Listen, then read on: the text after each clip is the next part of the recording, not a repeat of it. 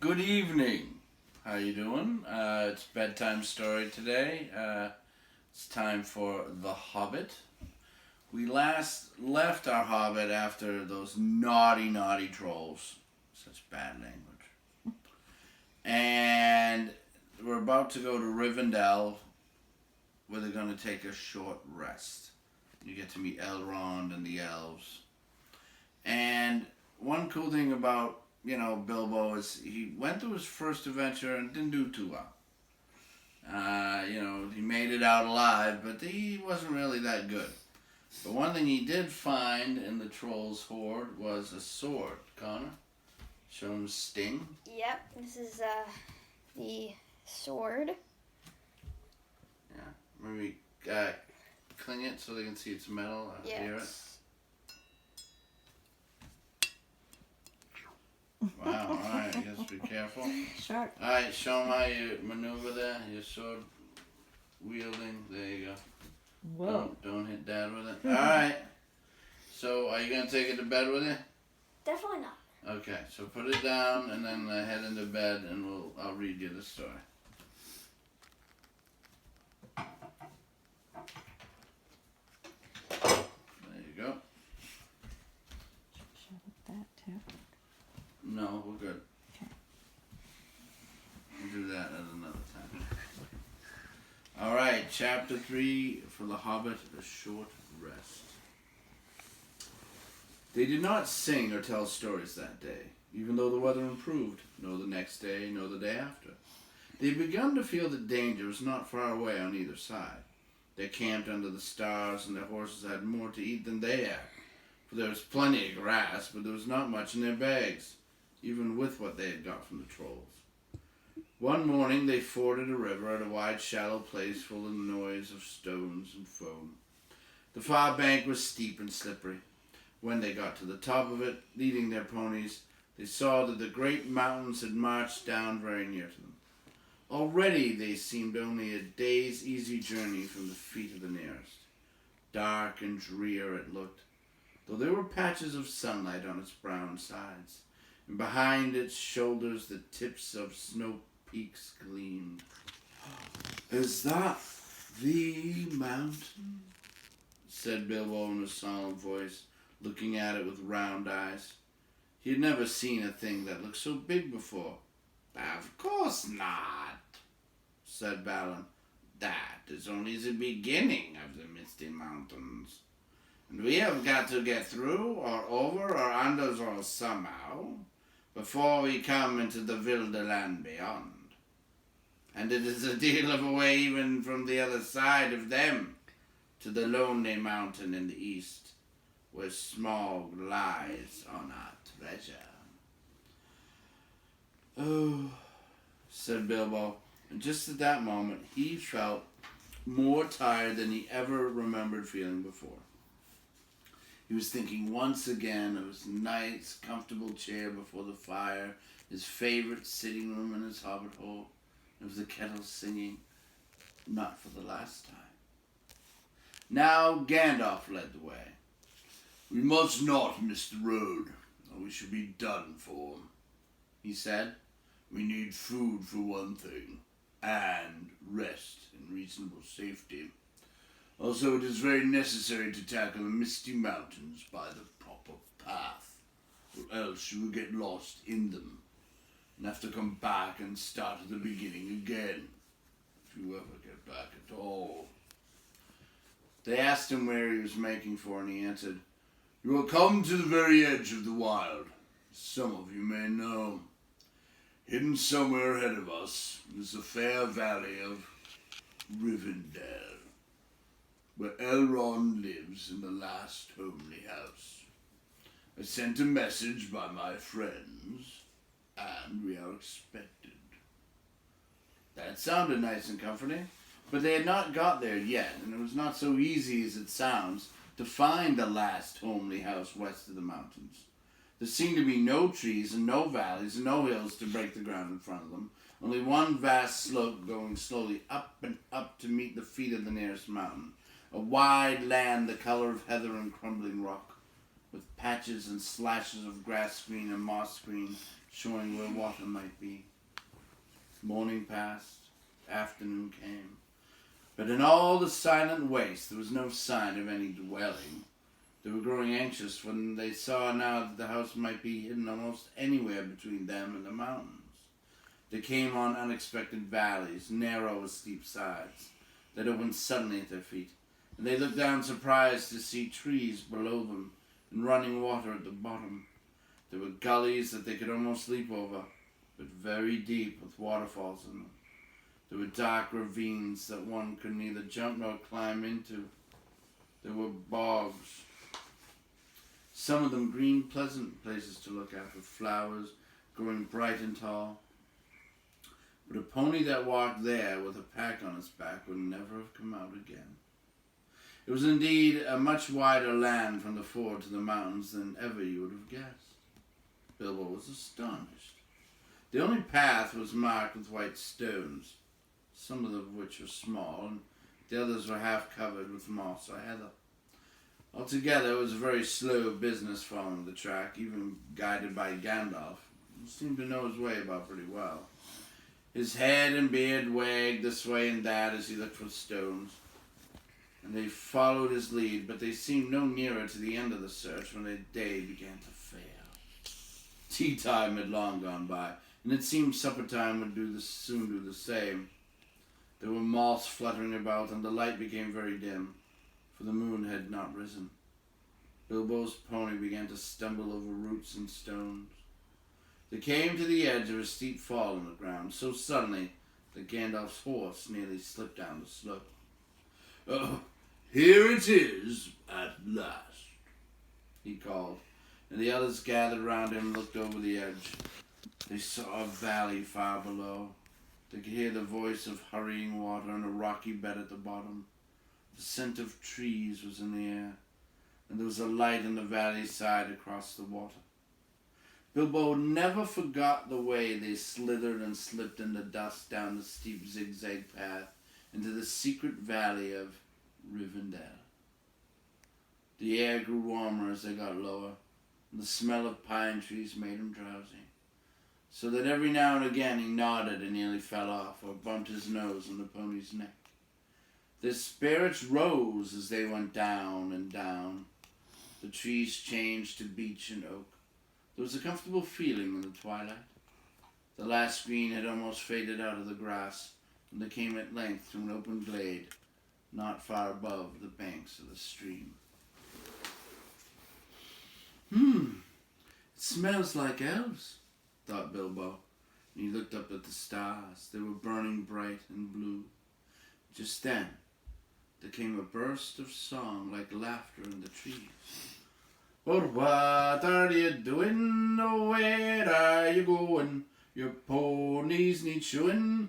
The river is flowing. Oh, tra-la-la-lally, you're down in the valley. Oh, what are you seeking? Oh, where are you making? The faggots are raking, the paddocks are breaking. Oh, trill-lily-lolly, the valley is jolly. Ha ha, oh, where are you going? With beards all a-wagging, no knowing what brings Mr. Baggins and Balin and Darlin down into the valley in June. Ha ha, oh, will you be staying? Oh, will you be flying? Your ponies are straying, the daylight is dying. To fly would be folly, to stay would be jolly, and listen and hark till the end of the dark to our tune. Ha ha!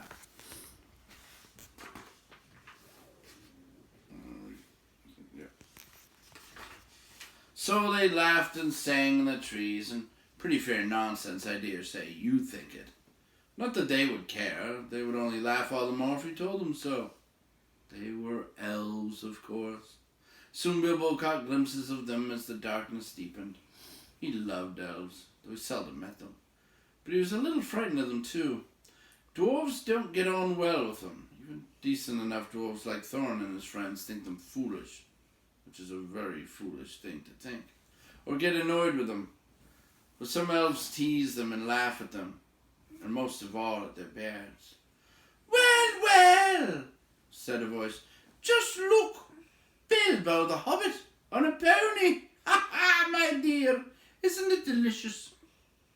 Most astonishingly wonderful." Then they went off into another song, as ridiculous as the last one I've written down in full. At last one, a tall young fellow, came out of the trees and bowed to Gandalf and to Thorin. "Welcome to the valley," he said. "Thank you," said Thorin a bit gruffly. But Gandalf was already off his horse and among the elves, talking merrily with them.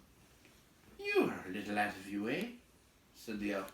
"That is, if you're making for the only path across the water, and to the house beyond. We will set you right, but you'd best get on foot until you're over the bridge. Are you going to stay a bit and sing with us, or do you go straight on? Supper is preparing over there," he said. "I can smell the wood fires for the cooking." Tired as he was, Bilbo would have liked to stay a while. Elvish singing is not a thing to miss in June under the stars. Not if you care for such things. Also, he would have liked to have a few private words with these people that seemed to know his names and all about him, although he had never even seen them before. He thought their opinion of his adventure might be interesting. Elves know a lot and are wondrous folk for news and know what is going on among the peoples of the land as quick as water flows, or quicker. But the dwarves were all for supper as soon as possible just then and would not stay. On they all went, leading their ponies, till they were brought to a good path, and so at last to the very brink of the river. It was flowing fast and noisily as the mountain streams do of a summer evening, when the sun has been all day on the snow far up above.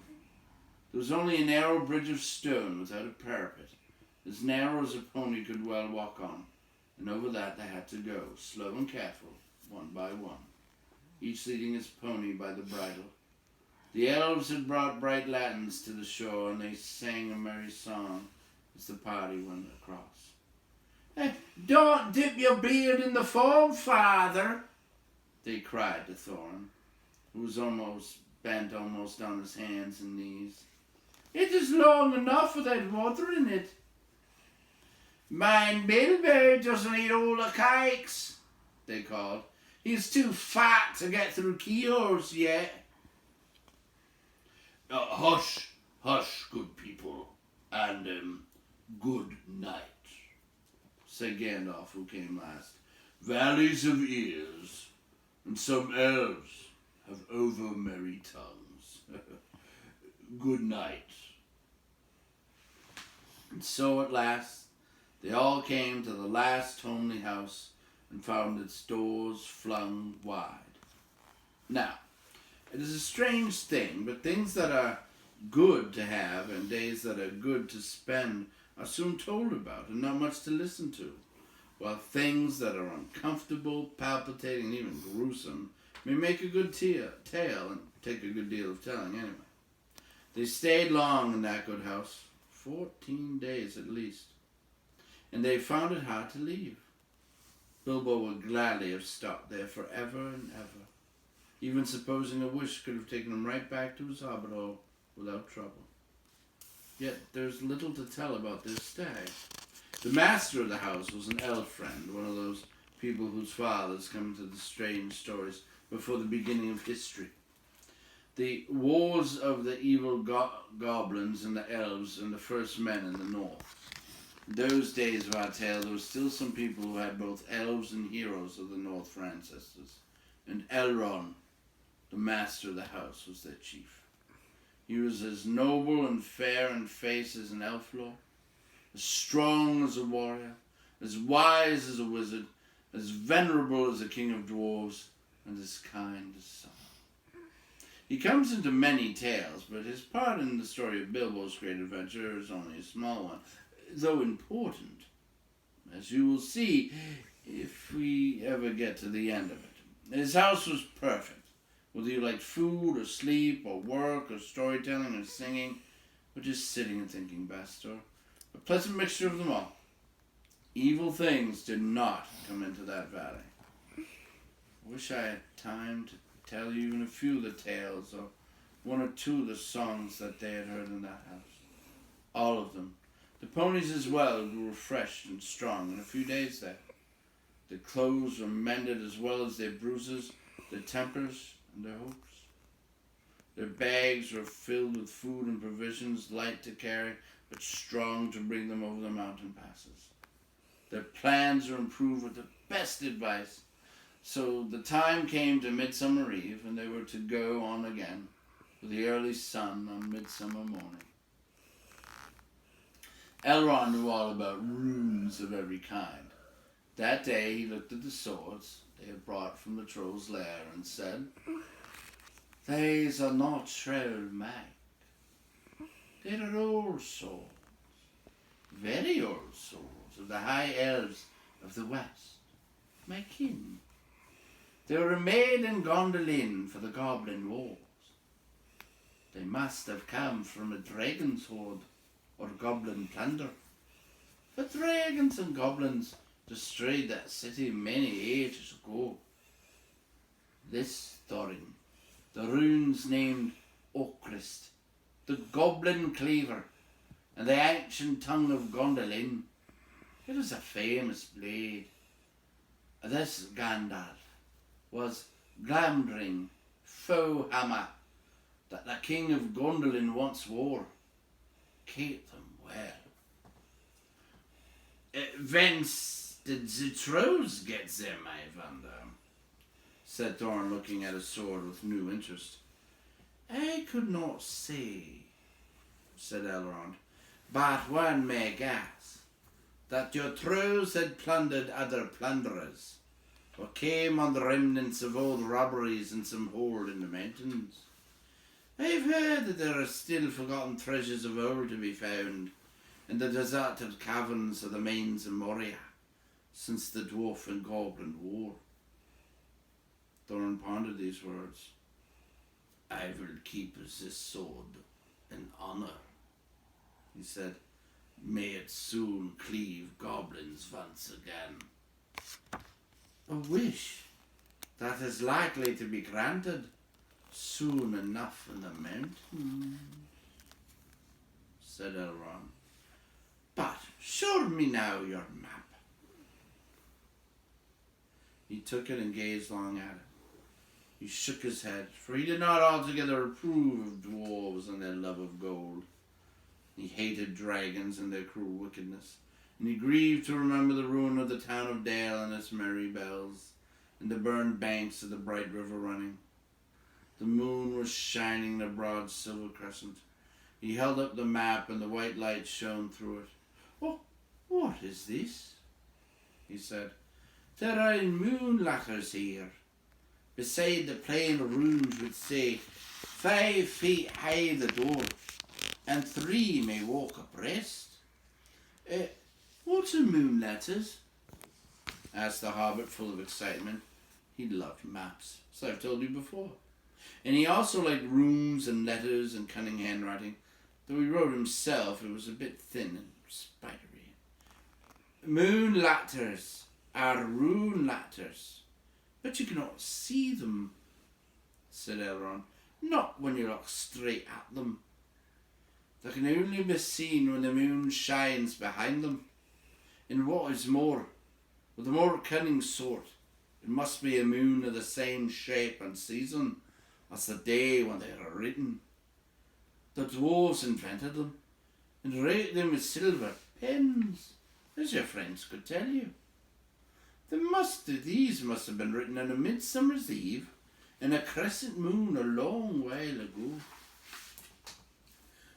"What do they say?" asked Gandalf and Thorin together, a bit vexed perhaps that even Elrond should have found this out first. Though really there had not been a chance before.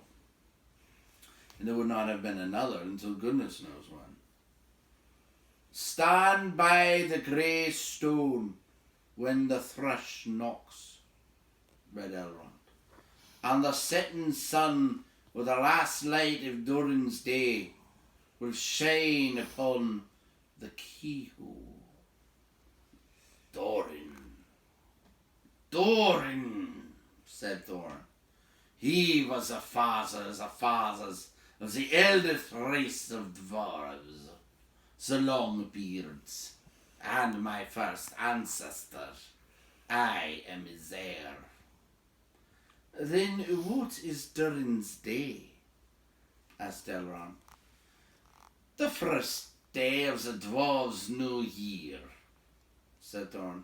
This is all should know. The first day of the last moon of autumn on the threshold of winter.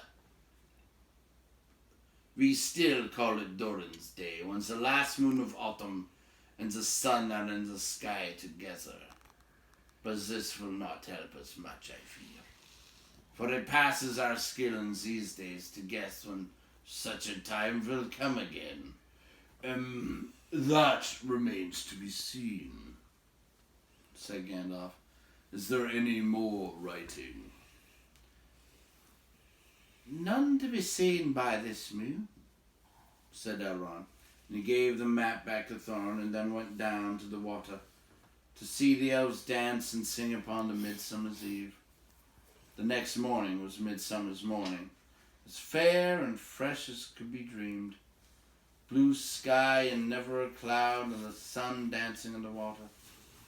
Now they rode away amid songs of farewell and good speed, with their hearts ready for more adventure, and with the knowledge of the road they must follow over the misty mountains to the land beyond.